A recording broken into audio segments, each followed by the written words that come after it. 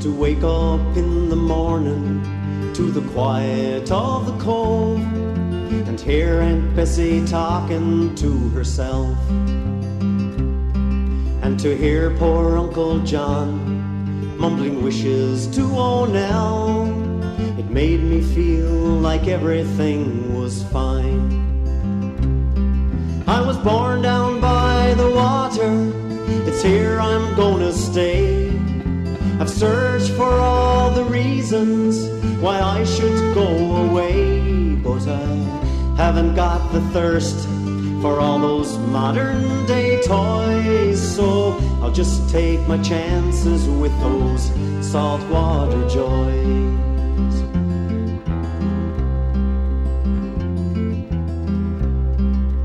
Following a little brook as it trickles to the shore in the autumn when the trees are flaming red,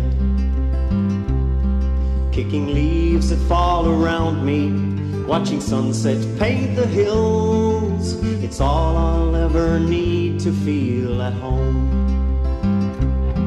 This island that we cling to has been handed down with pride by folks who fought to live here, taking hardships all in stride. So I'll compliment her beauty, hold on to my goodbyes, and I'll stay and take my chances with those saltwater joys.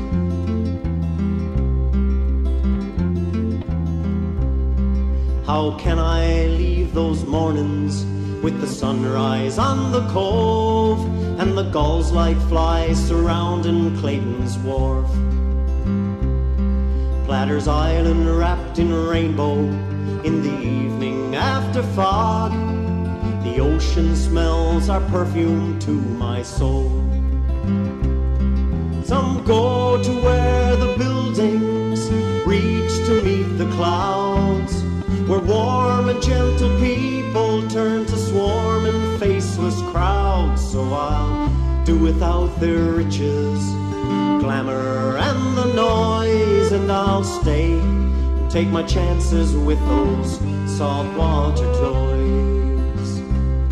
Some go to where the buildings reach to meet the clouds, where warm and gentle people turn to swarming faceless crowds. So I'll do without their riches, glamour and the noise, and I'll stay and take my chances with those saltwater joys.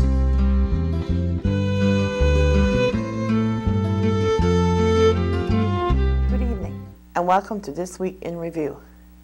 Tonight in our stories we have Fire Prevention Week, election candidates. Please stay in tune for these stories after this.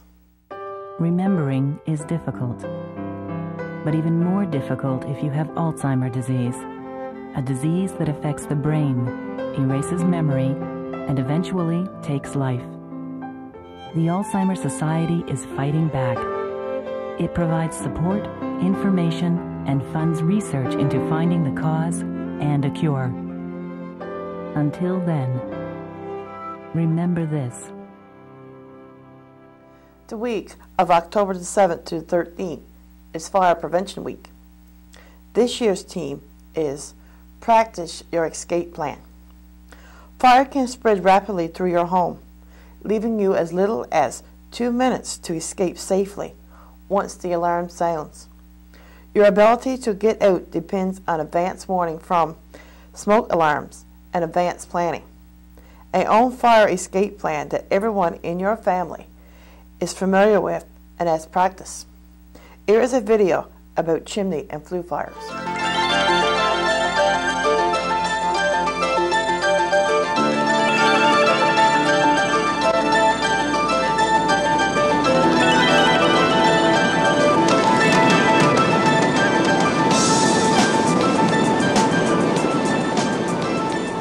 Chimney fires are the #1 cause of residential fires in many regions of the country.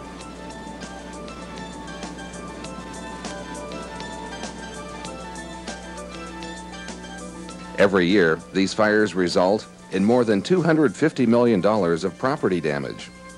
Why? Simply because many people do not realize the complexity and responsibility of owning and operating a wood stove. The goal of this program is to provide you with information about wood stove safety. We will explain the basic functions of wood stove systems and the causes of wood stove-related fires. We will describe selection, installation, operation, and maintenance of wood stoves and chimneys. And we will demonstrate how building residents should respond to a chimney fire. To understand how a wood stove functions, you must first understand the nature of fire. Burning or combustion is a chemical chain reaction. This chain reaction requires 3 components: oxygen, fuel, and heat. When all 3 come together in correct proportions, the chemical chain reaction combustion occurs.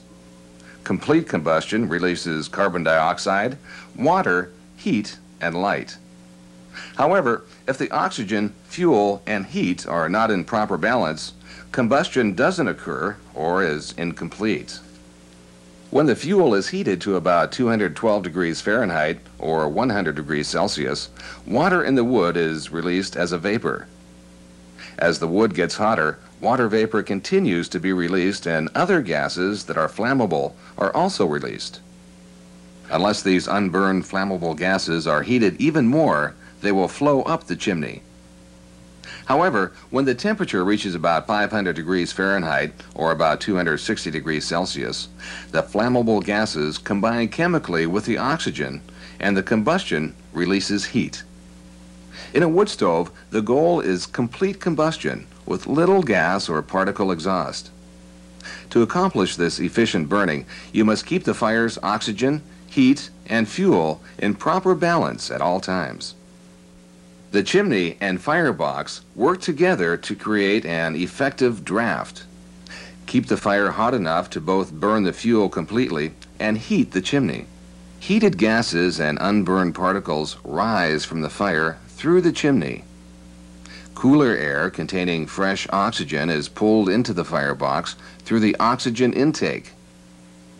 This continuous convection current cycle, or draft, is important to exhaust toxic gases and maintain the oxygen supply to the fire. The 2 major causes of wood stove-related fires are creosote buildup in the chimney and combustible exposure. Creosote buildup is caused by cool fires and cool chimneys. If the fire burns cool, inefficient combustion releases water vapor, unburned flammable gases, and unburned particles into the chimney. If the chimney is cool, these elements cling to each other and to the walls of the stovepipe and chimney. They form a substance called creosote, which builds up to look like a clump of lava. Creosote is quite flammable. After creosote has built up, if a fire in the wood stove burns hot enough, the creosote in the chimney ignites and can burn very fast and hot. Creosote can be caused by adding large pieces of wood to a low or small fire because the fire then burns even cooler. Creosote can be caused by restricting oxygen too much because incomplete combustion results. When more fuel is in the firebox, more oxygen is needed. And burning too much fuel at one time can create a fire hot enough to warp or crack the chimney liner, creating places where creosote collects. Fires are also caused when combustible material is exposed to a hot stove or chimney. A combustible is any material that can ignite and burn, including wood products, plastics, and fabric. Even materials that are flame resistant or plastered can be combustible.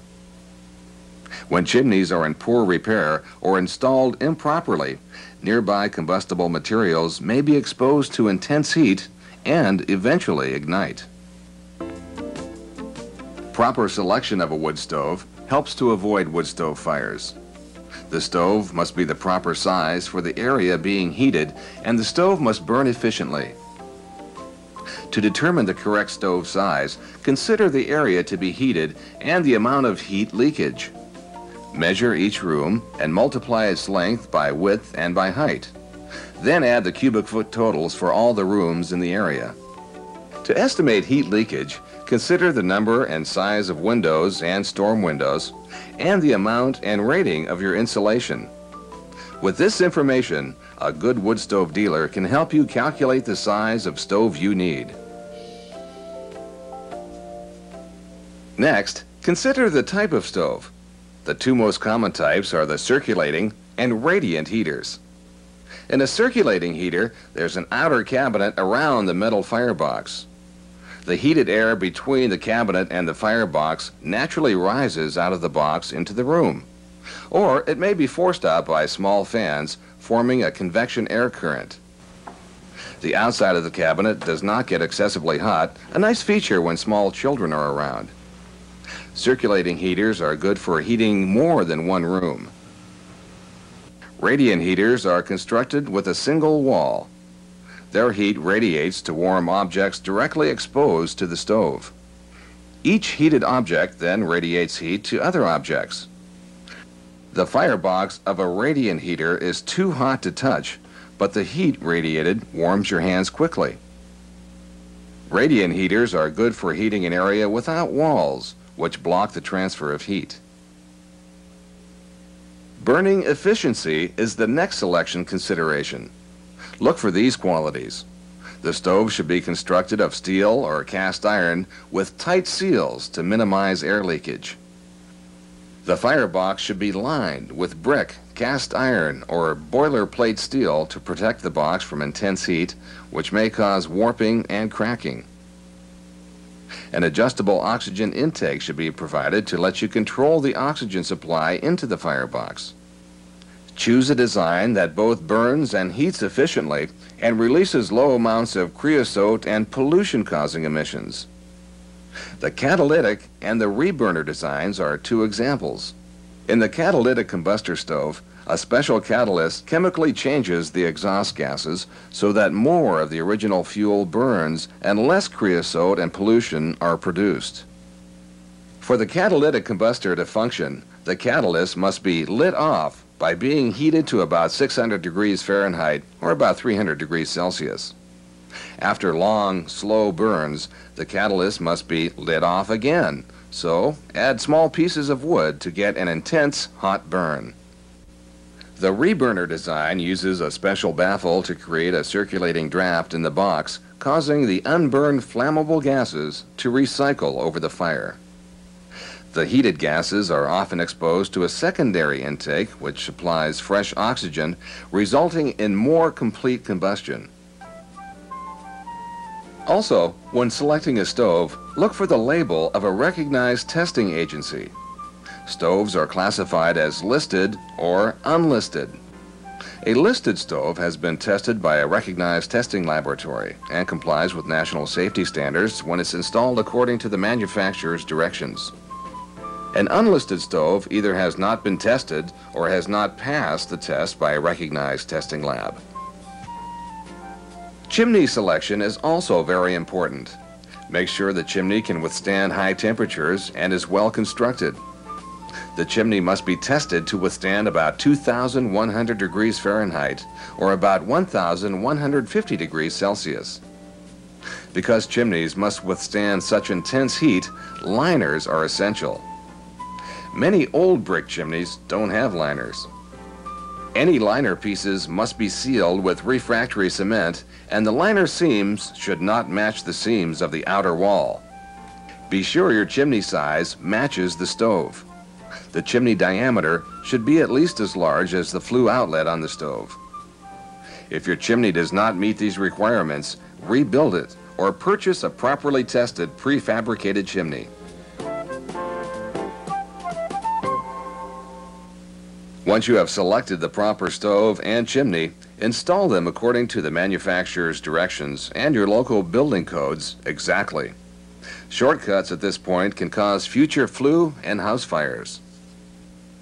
For radiant heaters that are not listed, the National Fire Protection Association has developed standards that are the basis of many local building codes. They require that the stove be at least 36 inches away from combustible materials. You can place a stove closer to the wall if you install a non-combustible shield made of materials such as steel, brick, concrete, tile, slate, or iron. Shields must be open from the bottom to the top with a 1-inch space to allow air circulation. This air buffers heat absorbed in the shield from transferring to the combustible materials. Combustible floor materials below the stove must also be protected. If the firebox is less than 4 inches from the floor, the NFPA standards require a 4-inch masonry hearth. The bricks should contain vent holes. They should be placed so that an air current passes through to vent built-up heat. To further protect a combustible floor, lay sheet metal over the masonry. How far the hearth extends around an unlisted stove depends on the manufacturer's specifications and your local building codes. Improper installation of stove pipes is another major cause of stove-related fires. There are as many installation code requirements for chimneys as for wood stoves. If you use single-wall stovepipe, install it at least 18 inches away from unprotected combustibles. Shield the framing hole with a thimble. Never allow single-walled pipe to pass through the wall unprotected. Secure stovepipe joints with screws and seal the holes with furnace cement. Chimney height is critical to exhaust hot gases and particles away from combustible materials. The 3-foot, 2-foot, 10-foot rule states that the chimney must extend at least 3 feet higher than the roof through which it passes, and at least 2 feet above any part of the roof or structure within 10 feet. The chimney must also be no closer than 10 feet away from any other structure, including another chimney, a neighbor's roof, or tree branches. Proper selection and installation are only the beginning steps to a safe wood stove. Careful operation is also essential.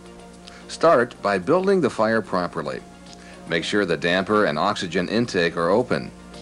Create a fuel bed of crumpled paper. Over the paper, loosely stack wood kindling. Light a piece of tightly rolled paper and hold it up the flue to increase the draft. Next, ignite the paper under the kindling. By lighting several spots, you raise the fire temperature quickly. When the kindling is burning well, add medium-sized logs. The early hot fire stage warms up the chimney to maintain a good draft. When the medium-sized logs are hot, add the large logs for a long burn. Stove manufacturers recommend that you burn seasoned wood. Avoid burning green wood. It promotes creosote formation. But burning only extremely dry wood can also be a problem because it converts into flammable gases so rapidly. If the oxygen supply is restricted, large quantities of unburned gas and particles escape up the chimney, producing creosote. Your goal is to maintain just enough oxygen for the amount of wood that is burning so that the fire burns at peak efficiency, releasing minimum pollution and producing the desired amount of heat. After no more than 8 hours of slow burning, do a hot burn for 15 minutes to burn away any recently formed creosote. Remember, long, slow burns can reduce the chimney temperature, creating creosote. Never put trash in the fire. Plastics and other products don't burn completely. Light papers sometimes fly up the chimney before they have finished burning. Trash also destroys catalytic combustors. Lead from newsprint and residue from plastics coat the combustor, causing it to wear out. Regular maintenance is necessary to minimize chimney fires. At the beginning of each burning season, make sure the entire system is cleaned and in good repair. If the wood stove is your primary heat source, the general rule is to check for creosote monthly. 1/8 inch of creosote is enough to start a chimney fire. Some heating systems create that much creosote in less than a month.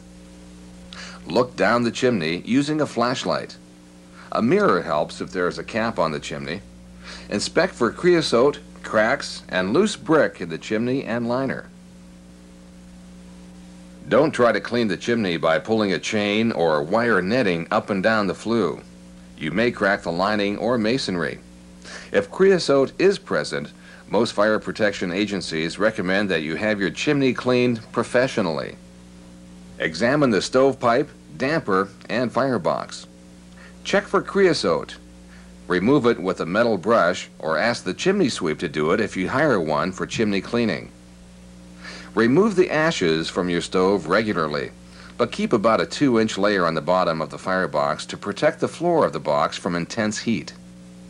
Check for warped joints in the wood stove. They indicate overheating. Have any damage repaired. Before disposing of the ashes, thoroughly douse them with water. Always make sure your smoke or fire detectors are working. Keep combustibles, especially your wood pile, a safe distance from the stove. And keep a fully charged fire extinguisher close by. If the chimney does catch on fire, respond with these steps. Shut off the oxygen intake to the stove so fresh oxygen does not feed the fire. Leave the damper open enough so that the smoke in the firebox goes up the chimney, not into the house. Make sure the stove door is closed. Move your family and pets to a safe location. Phone the fire department. State your name and address clearly and briefly describe the fire. Linda Johnson, and I'm at 361 Oak Street, and I have a fire in my chimney. If possible, hose down the roof area surrounding the chimney to prevent the fire from spreading. But do not allow the water to enter the chimney itself. Sudden cooling may crack the chimney. Then, calmly wait in a safe area for the fire department to arrive.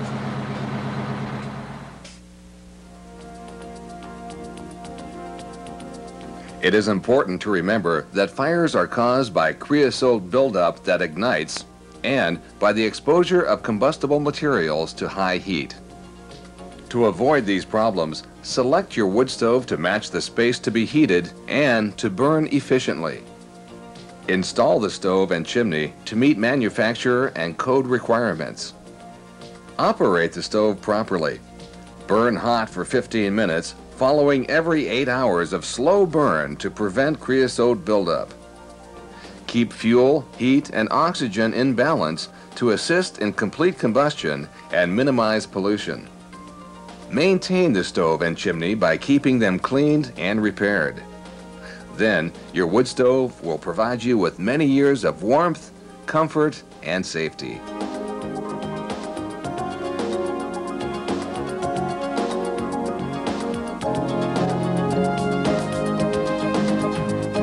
PC, NDP, and Liberal candidates were in the studio to do their election talk.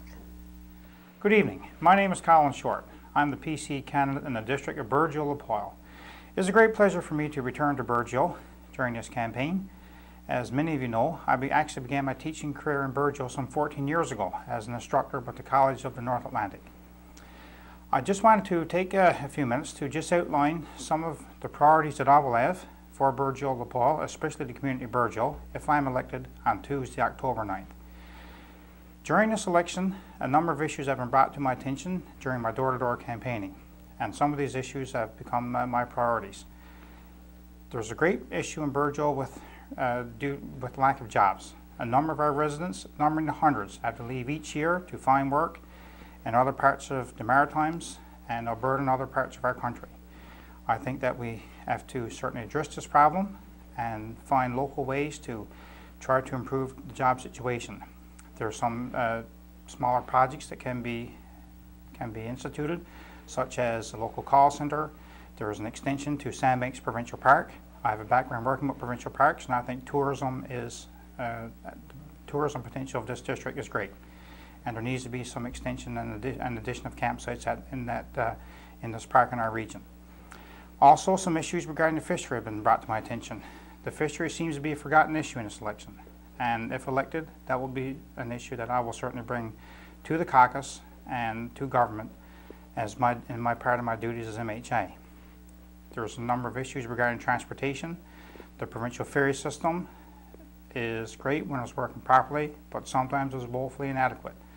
When the ferry runs into problems with engine problems, runs are cancelled to various communities. There are 4 isolated communities in my district, and provincial ferry system is vital to their survival.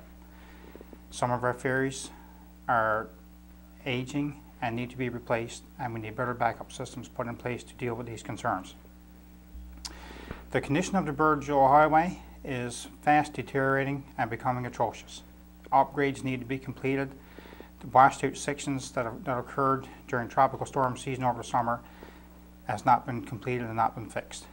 The provincial government, under Premier Danny Williams in its Blue Book, have outlined $60 million to be spent each year for the next 4 years for road repairs, road construction, and bridge improvements, and I'm going to fight hard to ensure that Burgeo-LaPaul receives its fair share of this money and for these transportation initiatives. There's a woeful inadequacy with cell phone access on Route 480. There are many sections there is no cell phone service at all, and this is a vital need for people traveling on that fairly long stretch of highway should they run into trouble and require help.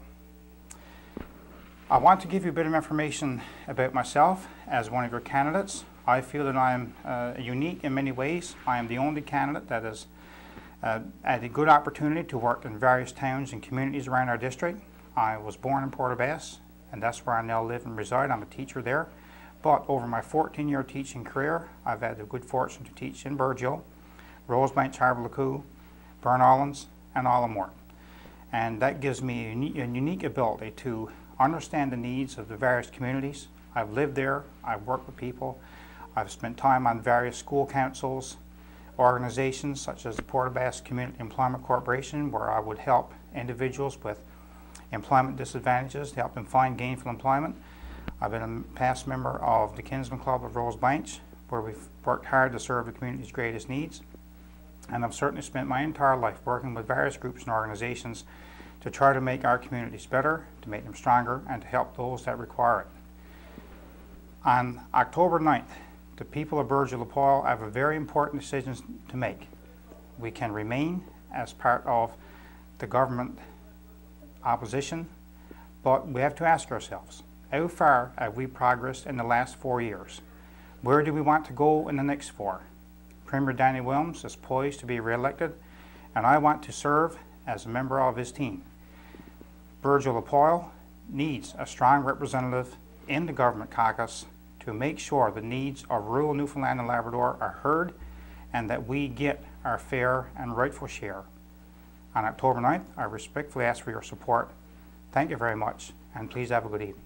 Good evening. My name is June Hiscock, for those of you who might not know that already. I have been a voice in the community of Burgeo since moving back here in 2005. I have taken part in the town council as a volunteer councillor and have joined a few committees that I'll chat with you about in the next few minutes.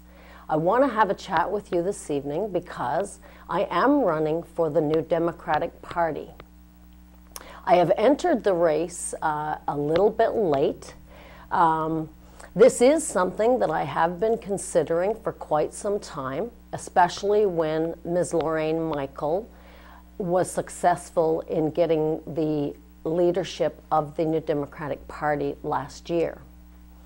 After watching the debate last week, I felt that I could lend my support to Ms. Michael and the New Democratic Party to be a voice of the people. As I said, I moved back to my hometown of Burgeo, which is in the district of Burgeo-LaPaul, in 2005 to be a caregiver for my 85-year-old mom. I kept in touch with the hometown of Burgeo all of the 20 years that I lived in St. John's because my home community means a lot to me.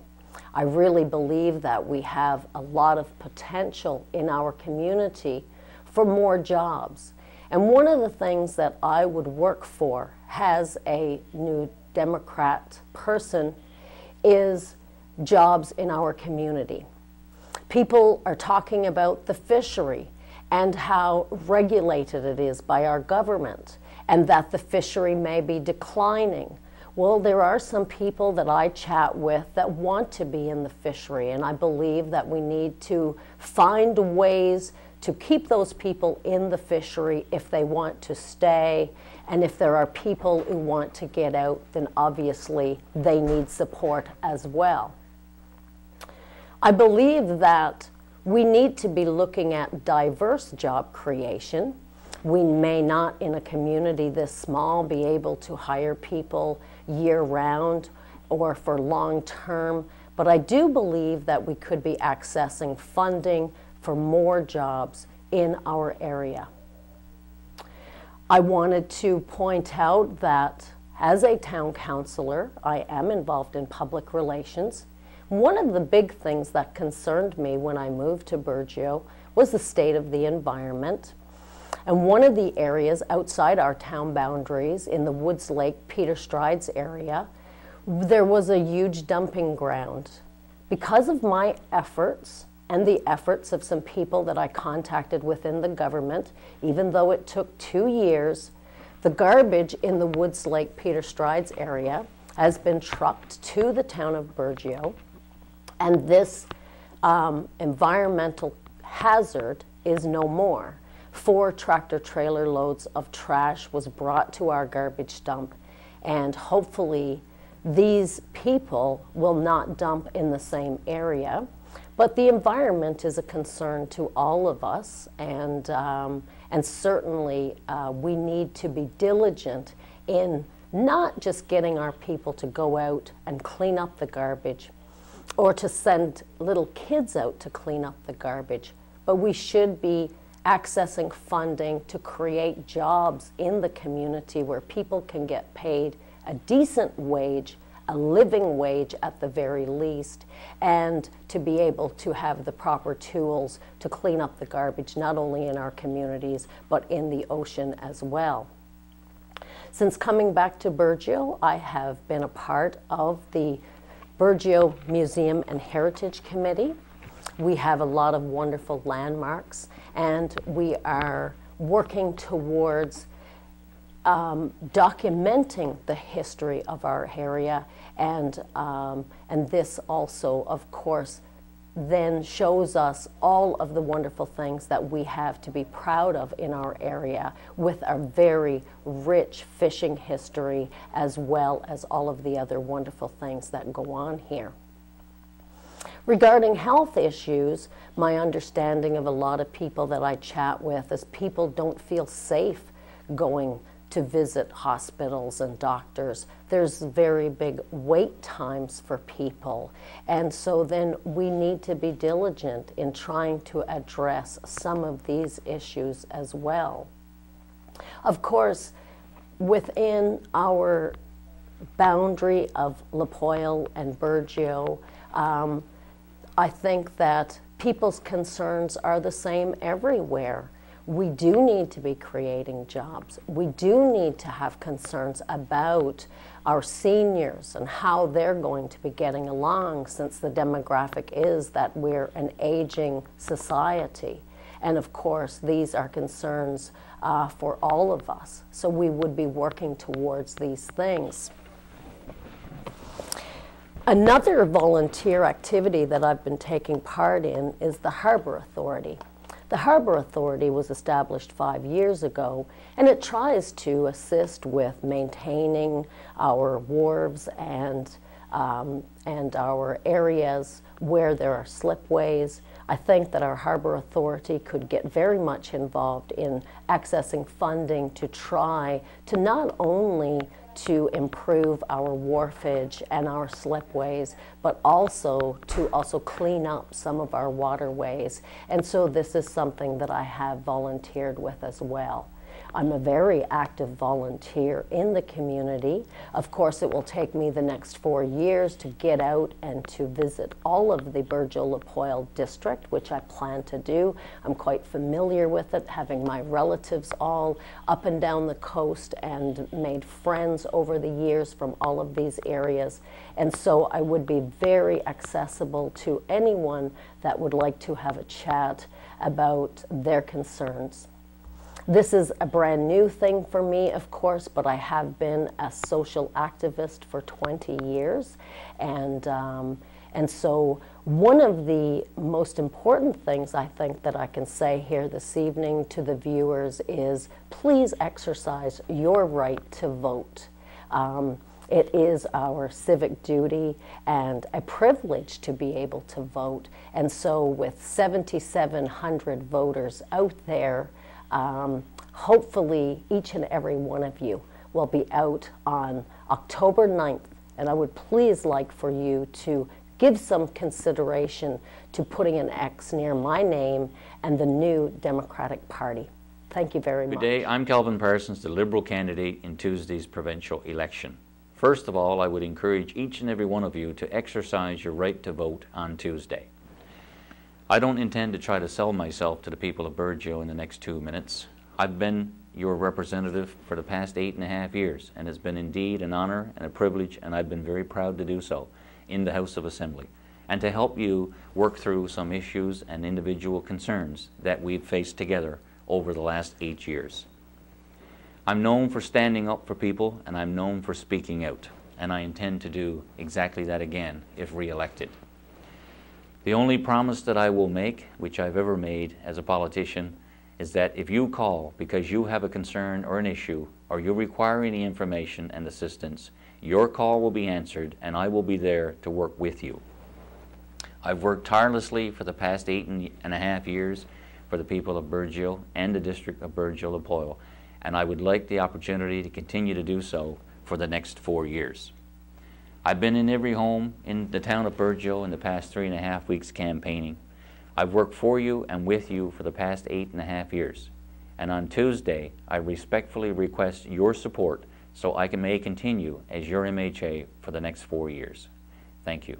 If anyone out there has an item that they feel is newsworthy, please call me at the office at 886-2935. This concludes our programming for tonight. Thank you for watching. Good night.